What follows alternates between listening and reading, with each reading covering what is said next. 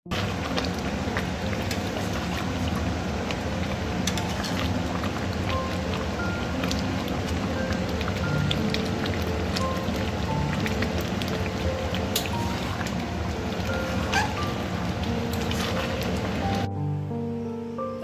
পটল চিংড়ি আমার পারফেক্টভাবে রেডি হয়ে গেছে। তো চলুন আজকের মতন ভিডিওটা আমি এখানেই শেষ করছি। আপনারা সবাই ভালো থাকবেন, সুস্থ থাকবেন, সাবধানে থাকবেন। আর আজকে আমার রেসিপি যদি ভালো লেগে থাকে আমাকে কমেন্ট করে অবশ্যই জানাবেন আর একটা লাইক করে দেবেন। তো আজকের মতন টাটা। নমস্কার বন্ধুরা, কেমন আছেন সবাই? আমি মিতা, চলে এসেছি গ্রিন ফ্যামিলি নতুন একটি ব্লগে। মিতার কিচেনে আপনাদের সকলকে জানাই স্বাগত।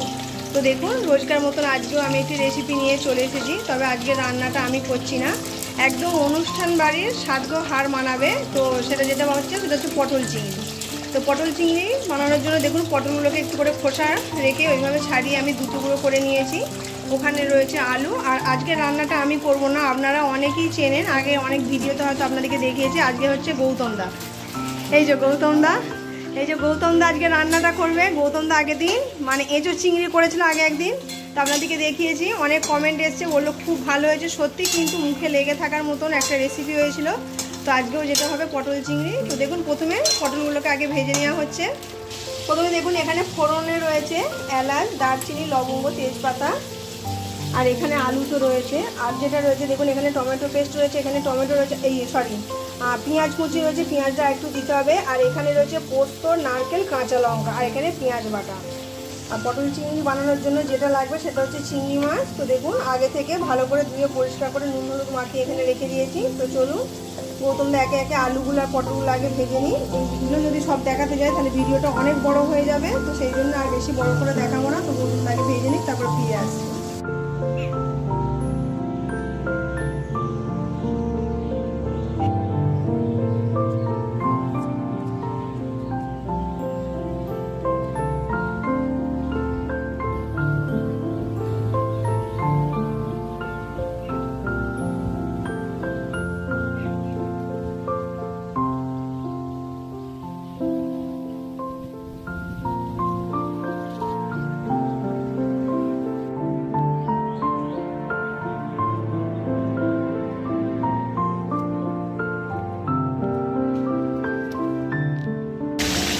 দেখুন আলু, পটল আর চিংড়ি মাছ ওদিকে ভাজা হয়ে গেছে। আর যে তেলটা ছিল তার মধ্যে ফোড়নে দেওয়া হলো দারচিনি, এলাচ, লবঙ্গ, তেজপাতা, আর দেওয়া হবে গোটা জিরে।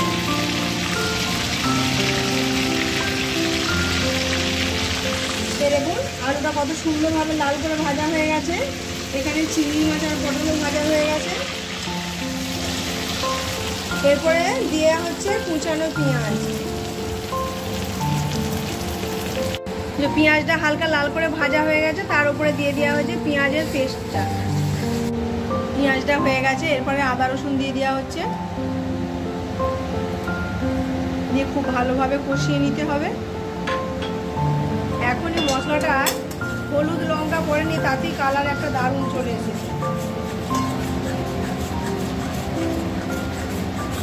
এরপরে চলে যাচ্ছে টমেটোর পেস্ট।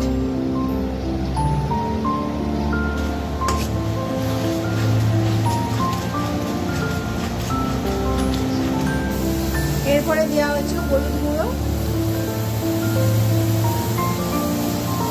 আর লবণটা আমি স্কিপ করে বেরিয়ে গেছি। যখন পেঁয়াজটা ভাজা হচ্ছিল বা পেঁয়াজ পেস্টটা দিয়ে কষানো হচ্ছিল তখনই লবণটা দেওয়া হয়ে গেছে একদম পরিমাণ মতো। এরপরে যাচ্ছে কাশ্মীরি গুঁড়ো লঙ্কা, এরপরে দিয়ে দেওয়া হচ্ছে ধনে গুঁড়ো,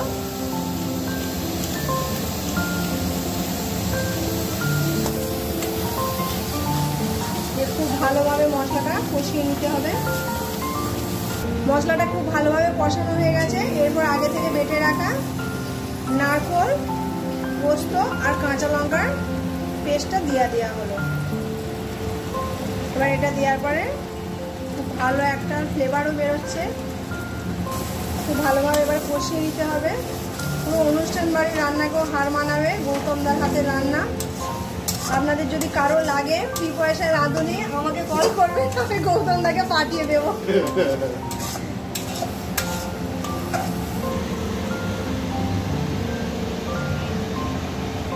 এবার অল্প অল্প গরম জল দিয়ে ভালো করে মশলাটা আরো কষিয়ে নিতে হবে। গরম জল দিয়ে কমসে কম 2-3 বার মশলা কষলে পরে মশলার টেস্টটা কিন্তু খুব ভালো আসে। এটা আগেকার দিনে মা দিদিমা বড়মাদের টিপস রান্নার।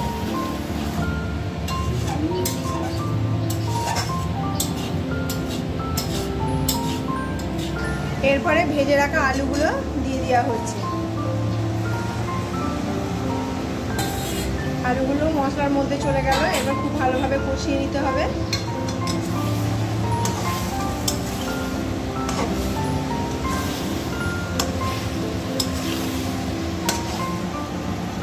একটু গরম জল দেওয়া হচ্ছে, দিয়ে কষানো হবে।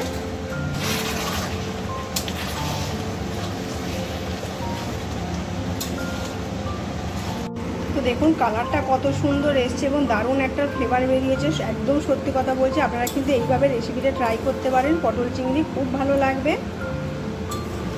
গৌতম দা এতক্ষণ যেহেতু বসে রান্না মানে এখানে দাঁড়িয়ে রান্না করছিল, ঘেমে চান করে গেছে। গরমটা তো মারাত্মক পড়েছে, আর রান্নাঘরে তো আর ফ্যান চালানো যায় না। তো আমি বললাম তুমি একটুখানি বসো, আমি একটু নাড়াচাড়া করে দিচ্ছি।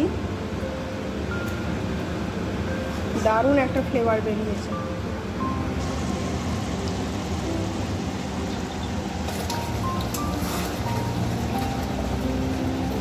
এরপরে আগে থেকে ভেজে রাখা পটলগুলো দিয়ে দেওয়া হচ্ছে। চিংড়ি মাছ কি এখনই দেবে?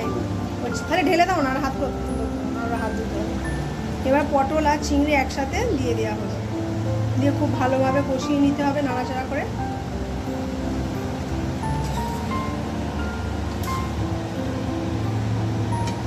বন্ধুরা আপনারা সত্যি কথা বলুন তো, দেখে লোভ লাগছে কিনা? আমার কিন্তু লোভ লাগছে।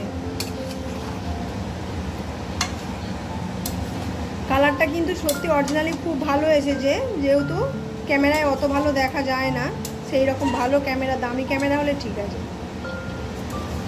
দেখুন আমাদের পটল চিংড়ি পারফেক্টভাবে রেডি হয়ে গেছে। এবার ওপর থেকে দিয়ে দেওয়া হচ্ছে ভাজা গরম মশলা, আর সঙ্গে দিয়ে দেওয়া হবে ঘি। ও কালারটা শুধু একবার দেখুন।